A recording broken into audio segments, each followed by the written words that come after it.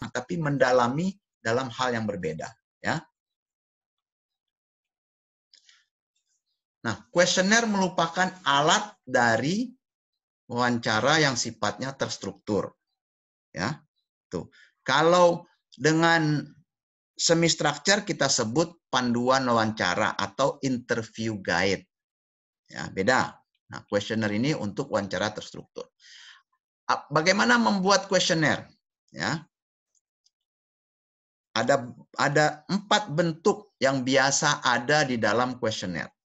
Ya. Pertama, pertanyaan sederhana. Ya, pekerjaannya apa? Berarti sederhana artinya kalau dijawab tidak panjang lebar, tidak perlu menulis panjang-panjang kita menjawabnya. Ya kan? Atau orang yang diwawancarai akan bercerita panjang kemudian kita catat. Nah, itu tidak lazim di dalam kuesioner. Jangan membuat kuesioner yang kita akan mencatat banyak-banyak. Ya. Kita tidak boleh mencatat banyak. Pertanyaan harus sederhana. Yang bisa dijawab kalau dia titik-titik, ya cukup berapa kata sudah bisa kita tulis. Tapi kalau panjang lebar penjelasannya, itu tidak kuesioner namanya lagi. Jadi buatlah kuesioner dengan yang pertanyaannya sederhana. Atau pertanyaannya tertutup. Tertutup artinya sudah ada pilihan. Pilihannya bisa bersifat kategorial, pilihannya bisa bersifat pilihan berganda, pilihannya bisa bersifat skala. Ya, banyak lagi mungkin. Nah, ini beberapa teknik. Yang penting pertanyaannya tertutup. Jawabannya tertutup artinya jawabannya sudah ada di dalam kuesioner. Bisa A, bisa B, bisa C, bisa D. A itu apa, B itu apa, C itu apa, D itu apa, itu tergantung kita. Sifatnya kategorial kah, berganda kah, skala kah, itu kita. Itu lebih baik. Jadi, kalaupun ada pertanyaan yang bersifat titik-titik untuk dituliskan, buatlah pertanyaannya sederhana untuk bisa dituliskan. Kemudian, buatlah pertanyaan yang lebih banyak tertutup. Pertanyaan terbuka boleh ada kalau dia tidak terlalu banyak. Ya. Kenapa misalkan nih, kenapa Anda memilih program studi agribisnis? Kalau panjang seperti ini mungkin nggak perlu, mungkin bisa aja dikasih apa? Dikasih pertanyaan tertutup. 1, karena orang tua, 3, karena ini, 4, karena ini, silahkan lingkari. Nah, gitu. Atau silahkan pilih. Jadi hindari pertanyaan terbuka. Boleh ada, boleh. Tapi harusnya dengan jawaban yang lebih pendek. Atau bisa dibuat dalam bentuk tabulasi. Nah, bentuk tabel. Ya, usaha tani biasanya lebih mudah dibuat dalam bentuk tabel. Jumlah pupuk, jumlah ini dibuat dalam bentuk tabel. Nah, ini 4 jenis atau tipe bagaimana membuat kuesioner.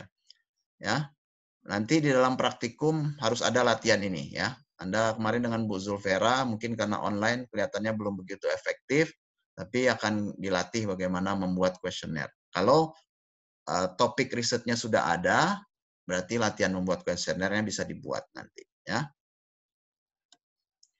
Hal-hal yang harus dihindari dalam buat kuesioner.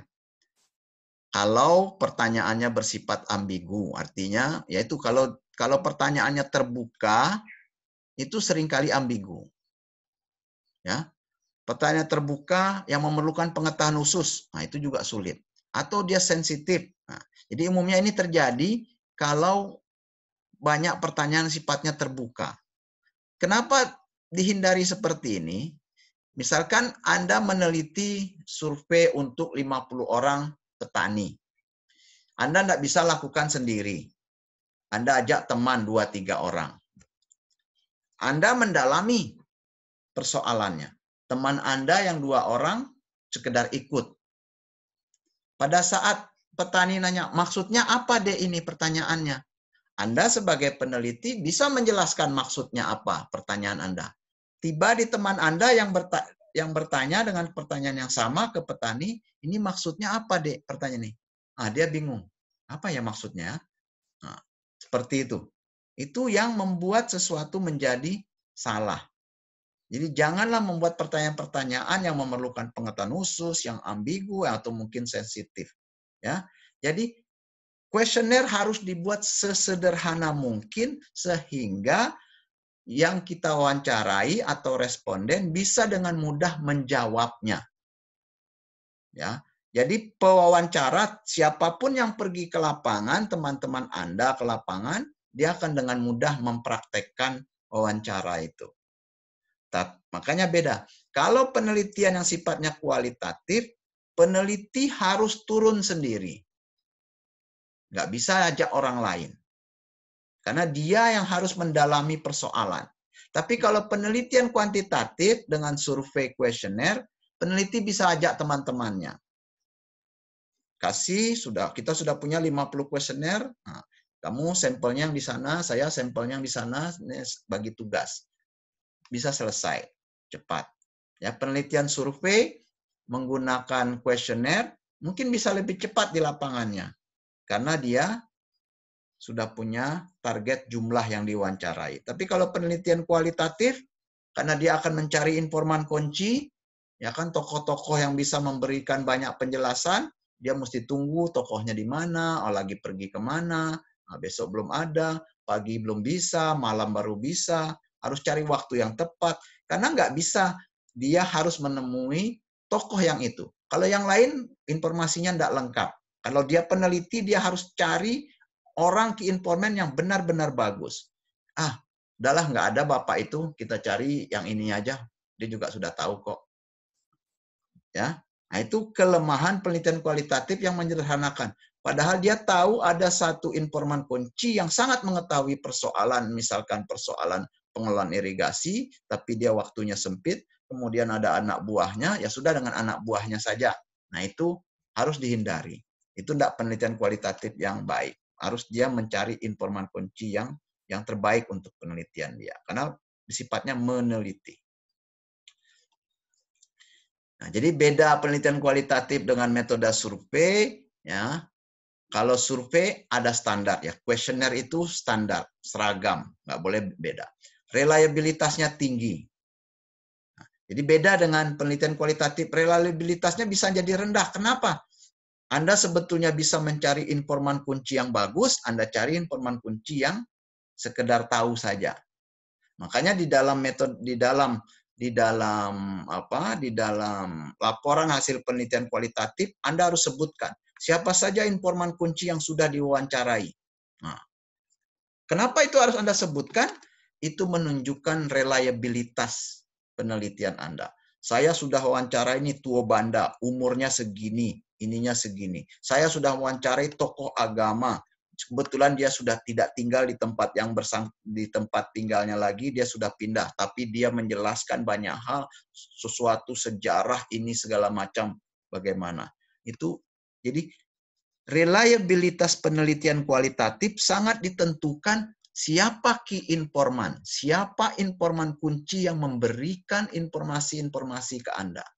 Kalau penelitian kuantitatif melalui survei, kuesioner, Anda mewawancarai banyak orang, reliabilitasnya tergantung metodologi pemilihan sampelnya.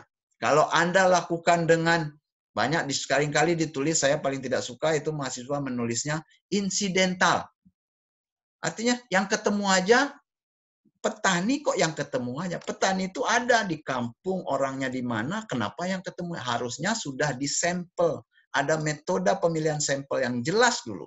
Insidental itu kalau kita bisa lakukan, kalau kita bicara penelitian perilaku konsumen. Memang konsumennya berganti-ganti terus.